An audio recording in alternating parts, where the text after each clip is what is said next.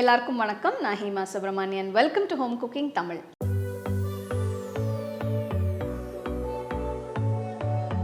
நம்ம பசங்களுக்கு பிடிச்ச மாதிரி லஞ்ச் பாக்ஸ் ரெசிபி செய்யணும்னு நிறைய யோசிப்போம்.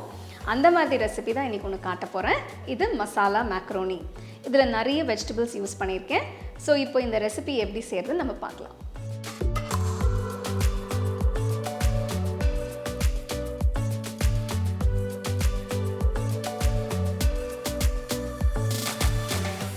To watch this recipe in English, click on the link given in the description box. உங்களுக்கு இந்த ரெசிபி பிடிச்சிருந்ததுன்னா லைக் பண்ணி ஷேர் பண்ணி ஹோம் குக்கிங் தமிழ் சேனலுக்கு சப்ஸ்கிரைப் பண்ணுங்கள்.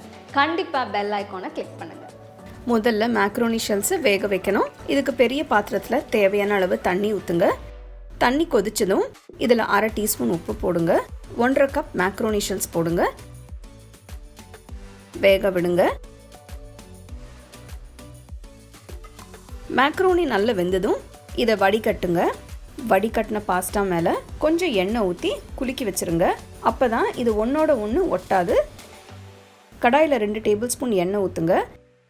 இதில் பொடியாக நறுக்கின பெரிய வெங்காயம் 1, 1 டீஸ்பூன் பொடியாக நறுக்கின பூண்டு, 1 டீஸ்பூன் பொடியாக நறுக்கின இஞ்சி, 2 பச்சை மிளகாய் பொடியாக நறுக்கினது. வெங்காயம் பொன்னிறமாகிற வரை வதக்குங்க.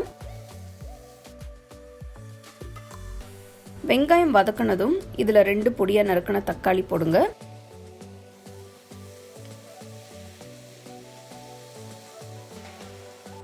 ஒரு டீஸ்பூன் உப்பு போட்டு தக்காளியை வதக்குங்க. தக்காளி வதக்கினதும் பாதி குடமிளகாய் நறுக்கினது, 1 கேரட் நறுக்கினது, கொஞ்சம் பீன்ஸ் நறுக்கினது. காய்கறிகளை வேக வைக்க 1/2 கப் தண்ணி ஊற்றுங்க. கடாயை மூடி 10 நிமிஷம் வேக விடுங்க. காயெல்லாம் நல்லா வெந்துருச்சு. இதில் 1 teaspoon chilli flakes, 1 teaspoon Italian seasoning,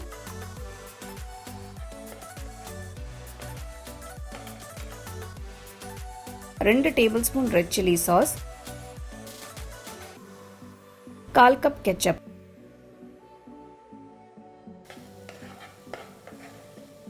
இதோட மொட்சரெல்லா சீஸ் துருவி போடுங்க. நல்லா மிக்ஸ் பண்ணுங்க. அடுத்து இதில் வேக வச்ச மேக்ரோனி ஷெல்ஸை போட்டு மிக்ஸ் பண்ணுங்க.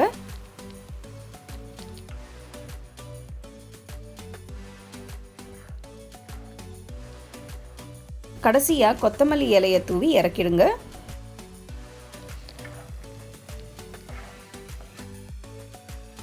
அருமையான மசாலா மேக்ரோனி தயார். இதை மேயோ இல்லைன்னா கெச்சப்போட சர்வ் பண்ணுங்க.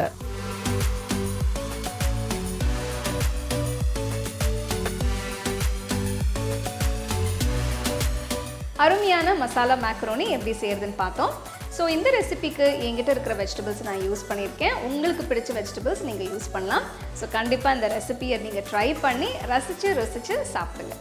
You can get a copy of our first edition of the home cooking book on 21 frames.